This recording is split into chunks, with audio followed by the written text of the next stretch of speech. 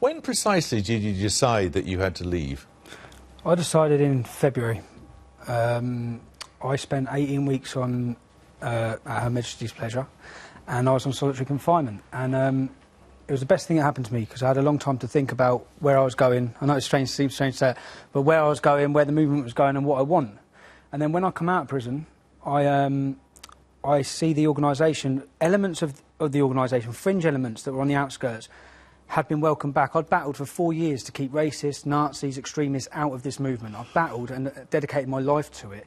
And they were invited back. And I felt let down by the people that in the organisation that were in positions, the same people that are calling me a traitor now, that were in positions, invited Nazis to stand with them in the street. Now, I am the public face. It's my face that is up for this. I have to be true to myself. I despise Nazis. I despise racism. I'm not about to be the public face. And that was one thing. I'd made that decision. I hadn't left, and then Lee Wrigley was killed. What was the EDL? What is the EDL if it's not racist? It's not racist. You see, this is what I want to say. I want to say a personal thank you to supporters of the English Defence League, because it's become my life, and I've grown to love many people in that movement. I see this as a massive step forward in the fight against Islamic extremism and the far-right extremism. The English Defence League is a collective group of ordinary people. The majority of people in that movement are ordinary people with heartfelt concerns.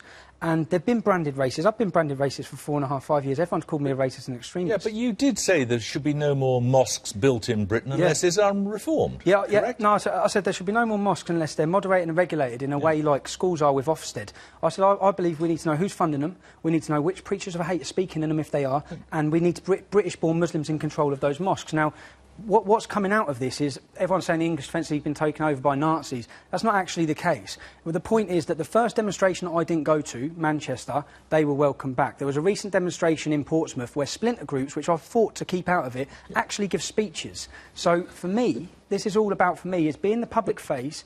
We've done this for 4 years. We've raised the profile. I think the English Defence League has been very successful in bringing things to the forefront. Sure. I now think it's at a point... Have you changed your views? My views, I think I want people to listen to my views, because what people portray my views and believe my views would be is not what they are. I don't hate Muslims. I don't hate Muslims at all. I have a... Why do you want to stop mosques being built? Unless they're moderated and regulated, because I believe there's a problem. And every time we see an undercover documentary, we see problems, and then it's like they say, oh, that's not Islam, and it's not representative. But there is a problem. But for me, this leaving is about, we're 4 years in. I see this as a step forward.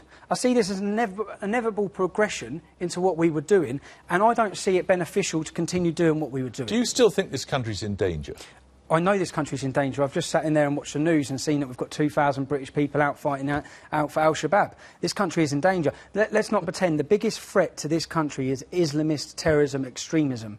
At the same time, I despised far-right extremism. I've battled through this organisation to be true and to steer it in what me and my cousin Kevin have built it on. And we've built it on inclusive and welcoming everybody. Sure, but you haven't changed your views. No, basically, no one's listened to what I've said for 4.5 years, because our message has been lost in translation because of the actions of a minority, and that's continued. And this is more serious than marching through streets. This is I've got 3 beautiful children, and I want them to grow up in a safe and prosperous Britain. And I want and the same when I've met these lads with Quilliam, and I've seen the work they do. So to anyone saying that I've bottled out and Quilliam are sellouts, when I've met this week with a Pakistani girl who's working within that organisation, and they've set up offices in Pakistan where the Taliban are operating in, and they're there on the ground tackling extremism, that is not bottling out, and that is not cowardice. So that is putting your life on the front line to tackle extremism, and that's what I want to do.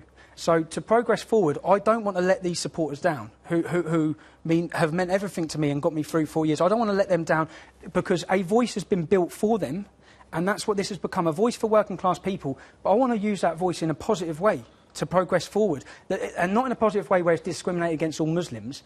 And at the same time, I'll take this opportunity to say to Muslims, if individual Muslim women or anyone has felt fear and intimidation, and it's on behalf of me, I apologise for that. But I ask them to listen that British women and non-Muslim women are feeling scared and intimidation. And that's why most of these men are taken out to the streets. And it's about showing people the right way. And when I'm asking my supporters, I'm saying, look, I see this as the right step forward. I see working with Quilliam, I see working with Muslim and reformists, anti-extremists, I see it as the way to go. And I ask them to put faith in me that I haven't made this decision lightly. This has been the biggest decision of my life. This is the hardest thing I've ever had to do. All the things I've had to do with terrorists wanting to kill me for 4 years, that has not mattered. This has been the hardest thing, because I didn't want to let my supporters down. Are you more optimistic now? I'm more optimistic after meeting with Quilliam, and I'm more optimistic. I don't think there's any more powerful statement than myself sitting with Majid and Kevin and Osama and sitting there. I think it's a massive blow to extremism. And I want to, and as I said, be true to my representation. Kevin's daughter is of mixed race. Half my best friends are of immigrant background. I despise Nazism, and I'm not willing for demonstrations to go on that I can't attend and me be the public face for that. You know, it was not so long ago you were standing up in front of crowds and saying, EDL till I die. Yeah, no surrender till I die. People are saying I've surrendered. I see this as taking 2 steps forward. I see this as a massive, massive move forward and a massive blow to the Islamist ideology in this country. Inevitably, to overcome the threat, we have to work with Muslims.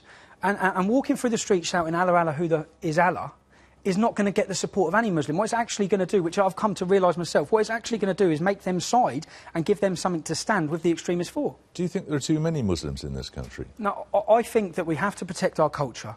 I don't think there's too many Muslims. I believe that we have to protect our culture and we have to protect immigration. I want an end to immigration, to Islamic immigration. I've said that until the problem's solved. That's not meaning... Same with mosques. I'm saying you can carry on building mosques when this problem's... when they're moderated and regulated, but there has to be movement on either side. I want what's best for this country, and I'm passionate about it. You can be British and black and brown, or brown, obviously. You can be a Muslim, British. You can be English and be a Muslim. When I've sat with Majid earlier, the man's from Essex, yeah? Speaks with an Essex accent. I'm from Luton Town. We've got nothing. There's no difference between us. And if Pakistani heritage Muslims in this country were wearing England tops and proud to embrace the Union Jack, every one of those supporters would be happy with it. That's what people seem to... The way that these supporters are judged and people tarnish the whole organisation is so unfair.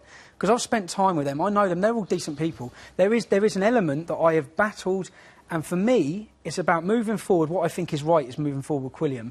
But at the same time, it's about, I am the public face. So what people forget is when they lift their top up and there's a picture of a mosque with boom in it, that's my face that's representative of that. And I'm not willing to be representative of that. And at the same time, all the important and such strong issues, I'm spending all my passion and time fighting against elements within the EDL when I want to tackle Islamist ideology.